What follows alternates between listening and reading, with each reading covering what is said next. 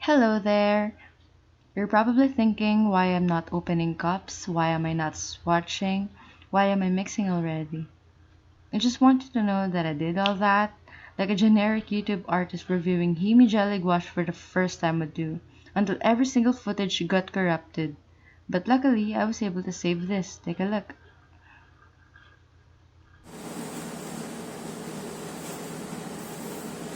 Here is me tapping, opening the case for the first time and all, showing you all the lid. Yeah, and the free palette, of course. And me opening these forsaken cups, with which container I'm not a fan of.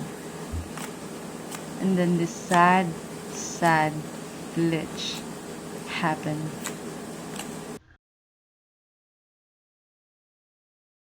And my videos turned into nothingness.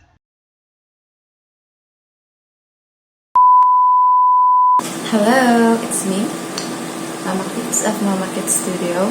Welcome to another episode of Product Review, wherein today I am going to give my unsolicited opinion about Himi-Miya Gouache. And if you are here for the giveaway, which I know you are, all you have to do is first comment below why you want to win.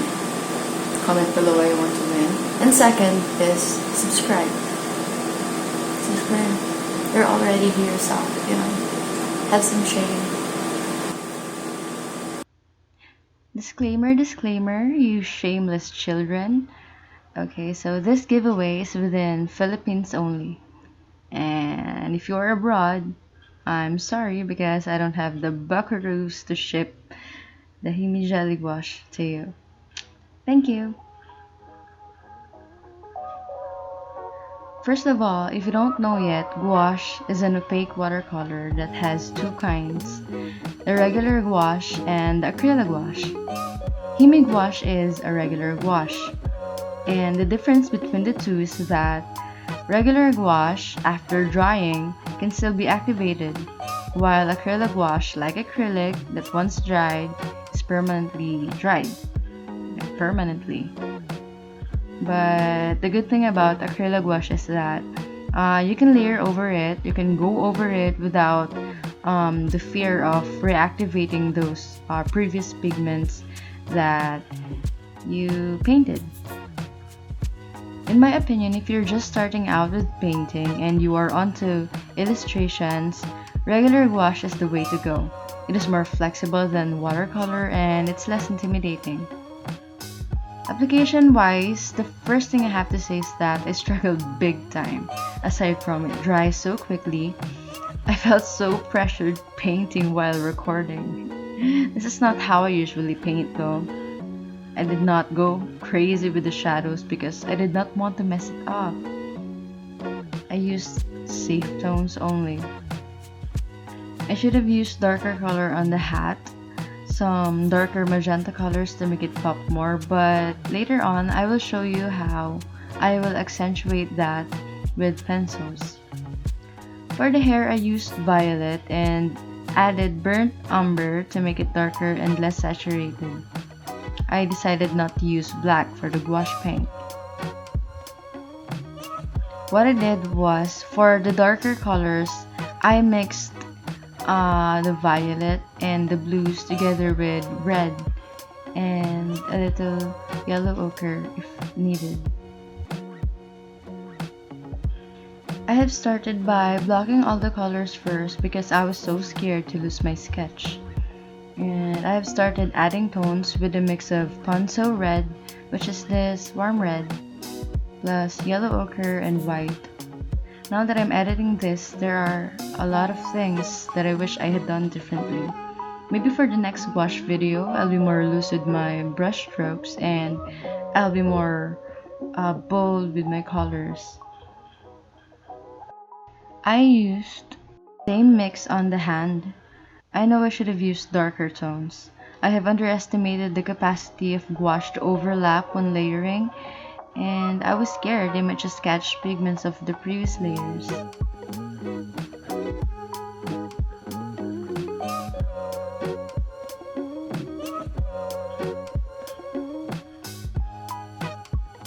On the neck part, I have also just used the mixture I've used and added only a few warm reds and few violets. There's nothing special about the mixture of this. I've tried to make it more simple and use less colors, which is actually unappealing, but I was trying to be safe with my colors here because I've been planning to use pencils in the end, which is, if you're going to ask me, that is not really how I really wanted to end this piece.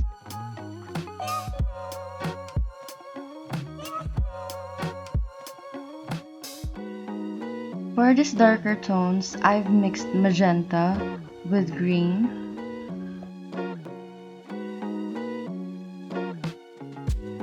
and mixed magenta with Ponzo red for the lips. I've also used that mixture for the hand, just to darken some parts that requires the blush. In this part, I've mixed violet, Ponzo red, yellow ochre, and white to just darken the parts.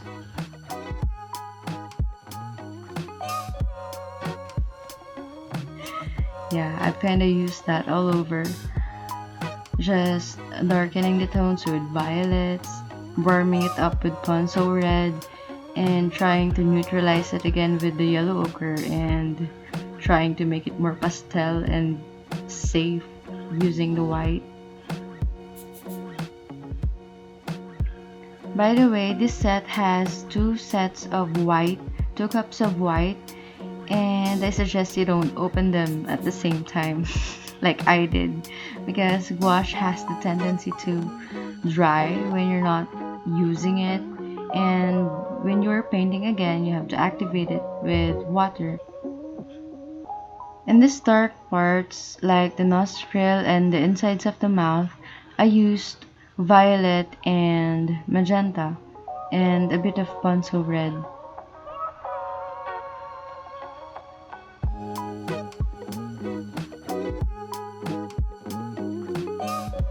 As you can see here, I've started getting more confident with my painting, and here for the dark of the nose, I've mixed Ponzo red with a little violet and yellow ochre. And here I've also used the same mixture.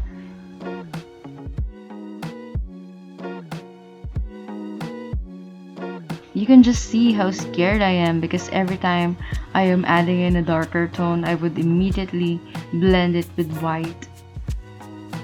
Which, if you will notice, the darker tones are actually pretty. I think they are. And it made me take longer time to paint because I'm just taking back all the tones that I'm putting in.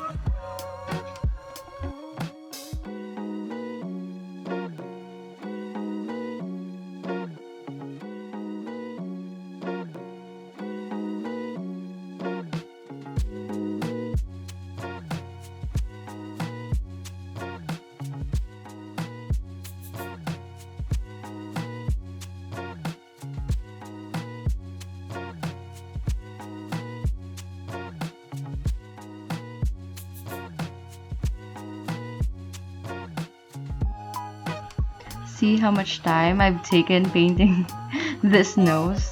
I was like, oh, well, it's already too dark. Bitch, it's not. Look how much white you're using. Oh god. I think it's pretty though, but I should have used more orange, more Ponzo red. But later on, you will see in the end.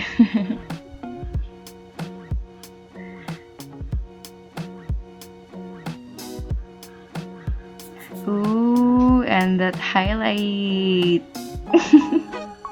Just putting on highlight. You don't know how long I've waited to do that. I think, if anything, highlights are just the chef's kiss in a painting. I haven't unlocked how to put proper highlights yet. As you can see, my paintings and my previous works actually are just, flat colored and bland. And I'm still trying to improve that. I'm still trying to study. And for this dark outlines that I'm putting on, I've only used violets and blues and some reds. I haven't used black yet. By the way, as I said, I won't be using black for the painting part. Yeah. But I would be using a black pencil for the finishing.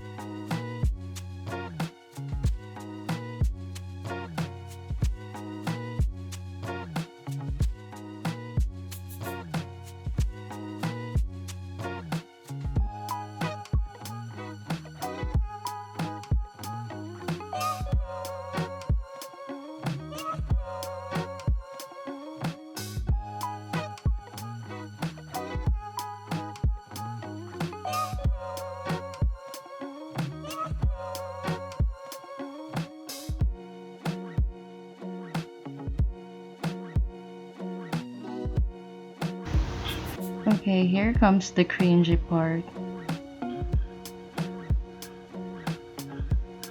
Kids, don't do that. I don't know why you shouldn't, and I don't know why I did, but look at that brows. I don't know. I think it's cute while I was doing that, but I don't know I don't know if I did it correctly or anything, but it worked out in the end. But look how dark and flat that was. I know I'm trying to be more illustrative with this one, but I just can't help paint the outlines of the teeth. I don't know why. I don't know why I did that, but it looks cute. At least for me, it does.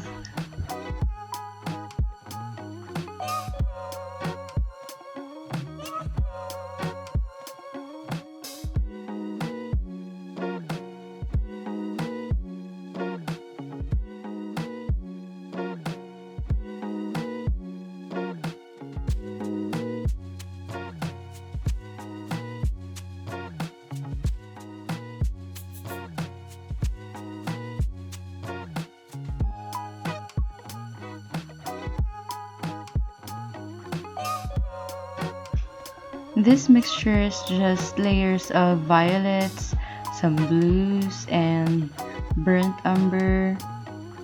Yeah, and all I did is just layer it over and over to make it darker. And if you are using watercolors and maybe gouache, you would know that it wouldn't be really the darkest without the blacks, but it's just pretty when you're not using blacks to make darker tones. Even with oil paints and acrylics, although some artists prefer to use black, but if I have learned anything from the masters, it is that try to refrain using blacks to make it more vibrant, I think.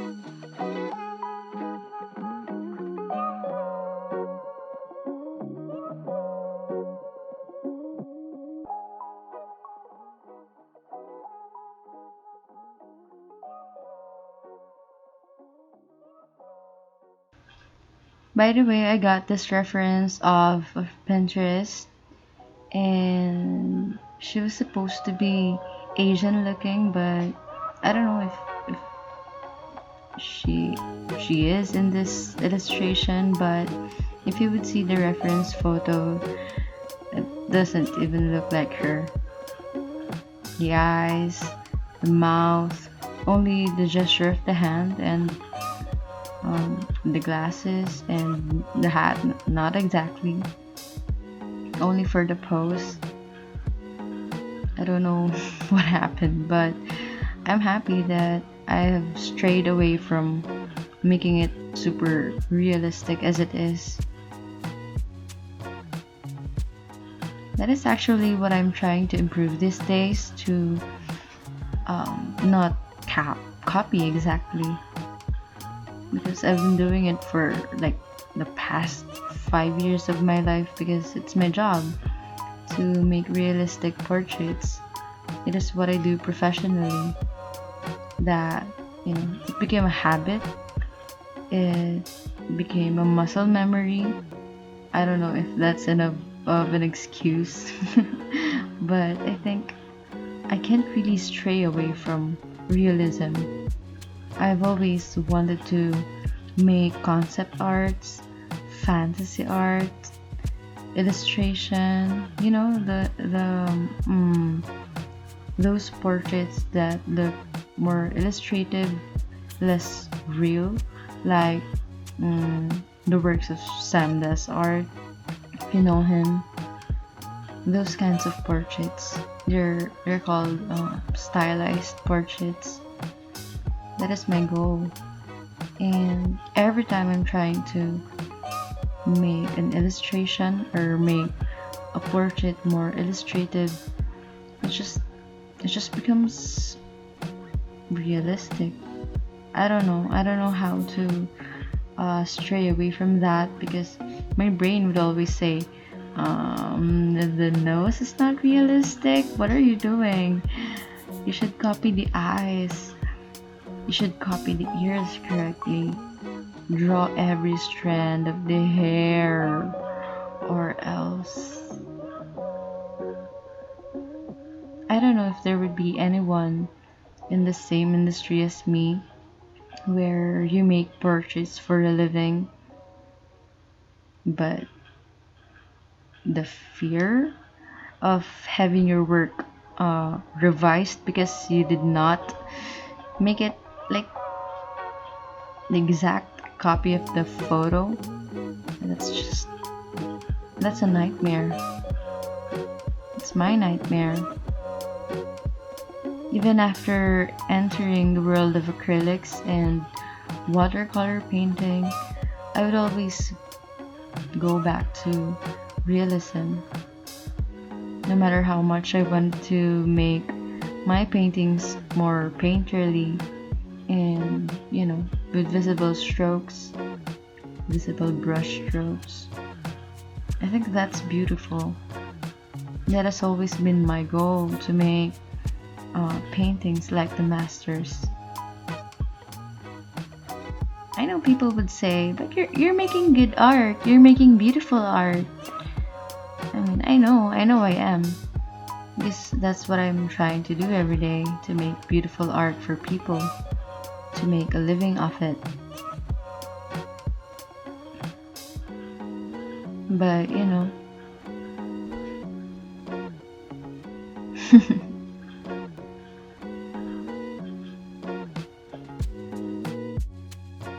oh, and by the way, if you can notice the glasses, I have painted it over with white, a mixture of white and violet, and the little burnt umber. Here, if you can see the glasses, because at first it was black. It was an outline of black. I know, not really black, but a dark tone of gouache, of violets. And what I did here was to paint it over with white and a little violet and burnt umber to separate it from the darks of the hair.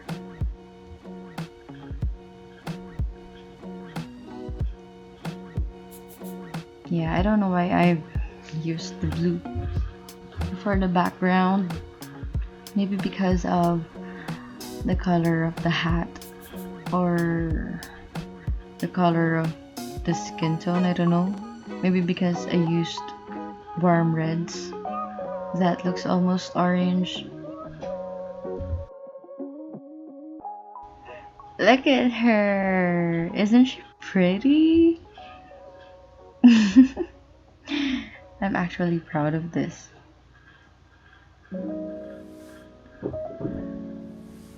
She lacks color, but she's pretty. And you'll see how she will transform using pencils. Yeah.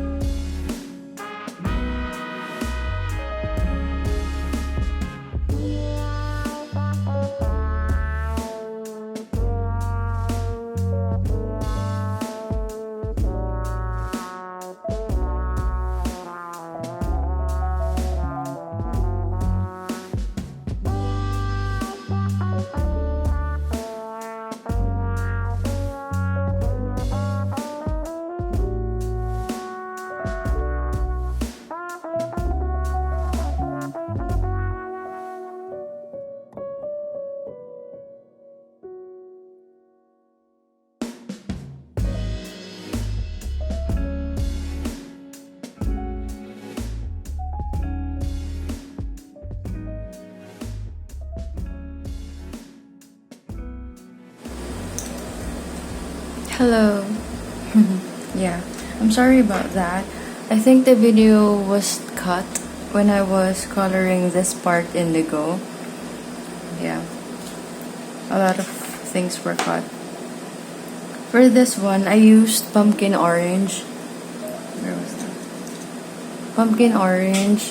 And in this part, I used Parma Violet. Also Prismacolor. And for this part, I used pink. Still Prismacolor. And this one here, I used Prismacolor pink. And for the highlights, I used white. So those were the only things added.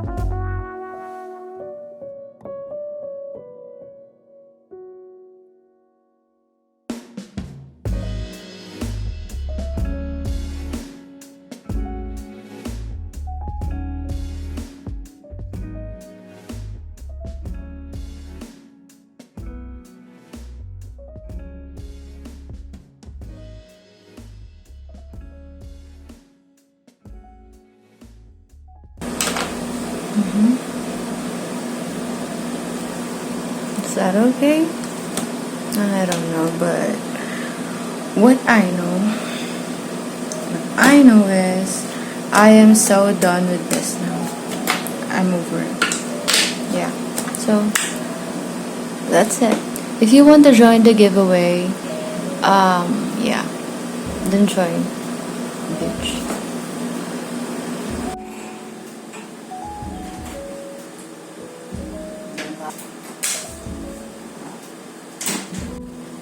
Hello. I'm Mama's studio. Oh my gosh. Hello. It's me. All you have to do is first comment. Oh my god.